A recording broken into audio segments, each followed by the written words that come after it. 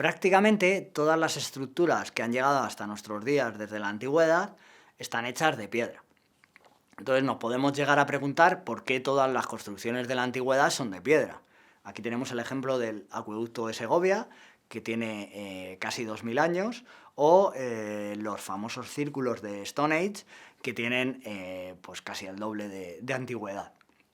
Entonces, la respuesta a esto es que evidentemente no todas las construcciones de la antigüedad eran de piedra, pero había otras construcciones, por ejemplo de madera, que no han llegado a nuestros días. ¿Por qué? Porque la madera es un material biodegradable y que no puede aguantar durante miles de años y llegar hasta nuestros días.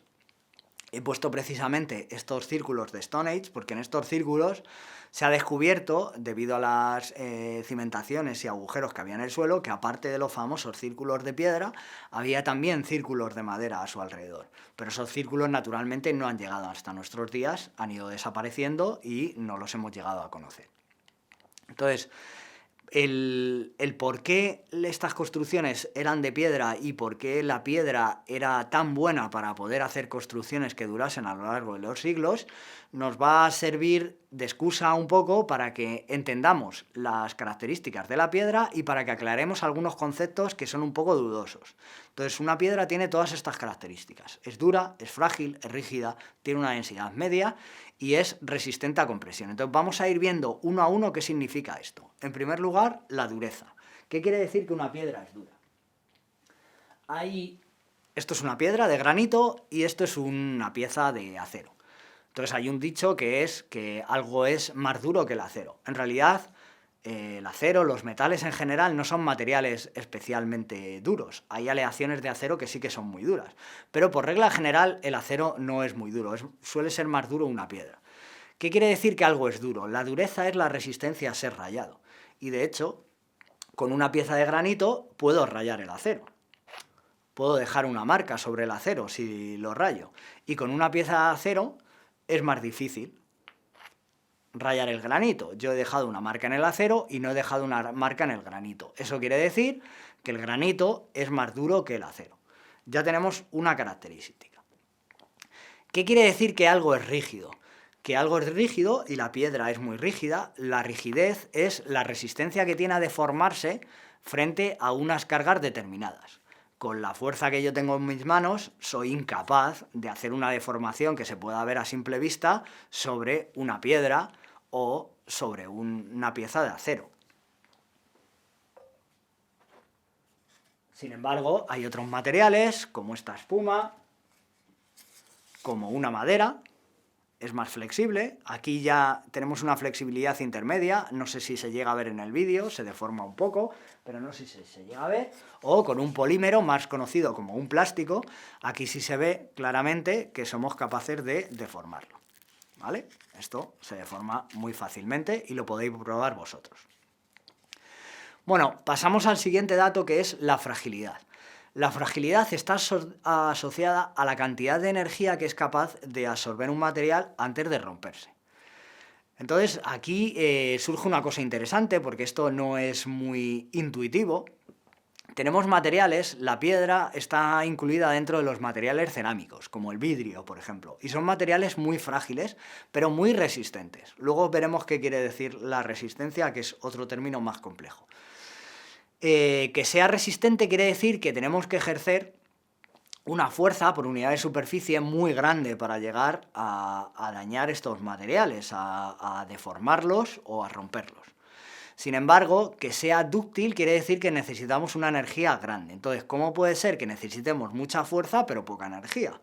La energía al final es una integral de la fuerza y el desplazamiento, es decir, para que absorba mucha energía tenemos que ejercer mucha fuerza, pero también el desplazamiento tiene que ser grande. Entonces, en los materiales flexibles, como la madera, o como un polímero, de hecho los polímeros se conocen típicamente como plásticos porque se deforman plásticamente. La deformación plástica quiere decir que es una deformación permanente.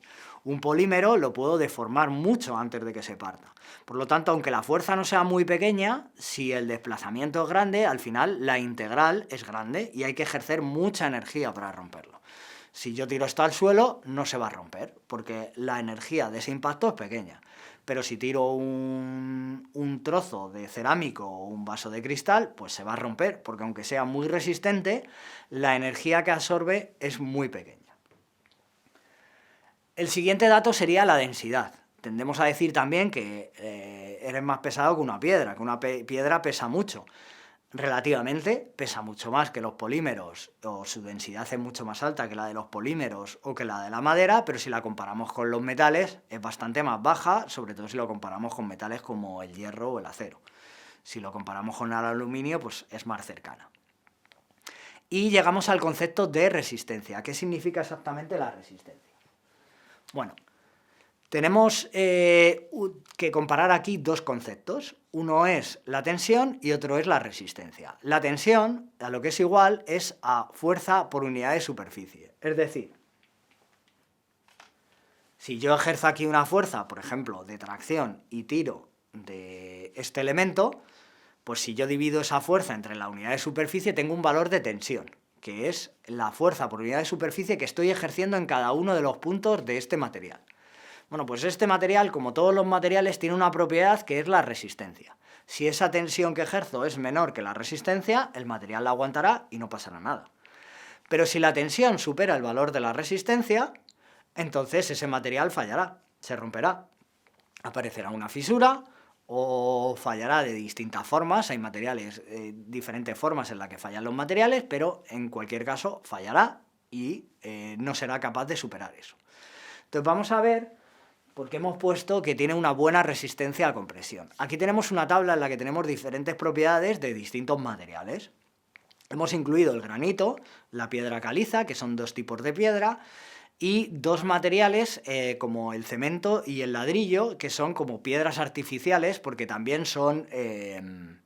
bueno, más que el cemento normalmente es el hormigón lo que consideramos una piedra artificial. El hormigón es un aglomerado de cemento con piedras, es lo que se suele utilizar a nivel estructural. Pero son materiales que tienen las mismas propiedades que las piedras porque también son materiales cerámicos. Y luego tenemos la madera y dos metales como son el acero y el aluminio. Si los comparamos y nos fijamos, por ejemplo, en los valores de densidad, vemos que todos los valores de los materiales cerámicos, de la piedra, cemento y ladrillo, están muy parecidos, 2.500, 3.000 kilos por metro cúbico. Sin embargo, si lo comparamos con el acero, son bastante ligeros. Y si lo comparamos con la madera, pesan mucho. Y el aluminio, como ya se adelantaba, pues tiene una densidad parecida a la de las piedras, pero es un metal muy particular que tiene una densidad muy baja. La mayoría de los metales tienen una densidad más alta que las piedras. Si nos fijamos, por ejemplo, en la resistencia y nos fijamos en los metales tienen una resistencia a tracción y a compresión que es muy parecida. No hay grandes diferencias. En la madera tampoco. De hecho, incluso la madera, como está compuesta por fibras, resiste un poquito más a tracción que a compresión. Y sin embargo, si nos fijamos en los materiales cerámicos, la resistencia a compresión es muchísimo mayor que la resistencia a tracción, porque cuando están sometidos a tracción es muy fácil que aparezcan fisuras en estos materiales y en cambio cuando están comprimidos resisten cargas muy grandes. De hecho, podemos echar una cuenta. Imaginamos que tenemos una torre que vamos elevando y cogemos piedras de granito, ponemos una piedra, exactamente otra igual encima, otra exactamente igual encima y otra exactamente igual encima y vamos haciendo una torre.